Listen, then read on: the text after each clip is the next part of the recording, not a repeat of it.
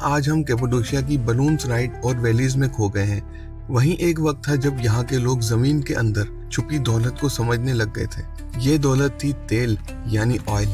कैपाडोशिया में ancient oil presses ज्यादातर underground caves या कार्व्ड स्टोन रूम्स में मिलते हैं।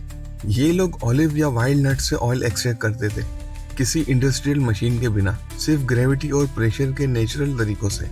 जमीन के अंदर ये चक्रियों से बने हुए कमरे सबूत है उन हाथों के जो थकन में डूबकर रोशनियों का सबब बने। ऑलिव्स या नट्स को एक पत्थर से बने हुए मोर्टार में रखा जाता, एक हेवी स्टोन व्हील उस पर घुमाकर पेस्ट बनाया जाता, फिर उस पेस्ट को वुडन बैग में डालकर वुडन प्रेस से निचोड़ा जाता। एक्सट्रैक्टेड ऑयल फिर स्टोन टैंक्स या क्ले पॉट में कलेक्ट किया जाता। ये तेल चिराग वगैरह को रोशन करने के लिए था, दवाइयों के लिए था और रोजी रोटी का सबसे अहम हिस्सा था। कैपाडोशिया सिर्फ नज़ारों का शहर नहीं, ये उन लोगों की कहानी है जो खुद को जमीन में छुपाकर रोशनी का रास्ता बनाते रहे। Umer Khatri, signing off from ancient oil production room, Cappadocia. See you.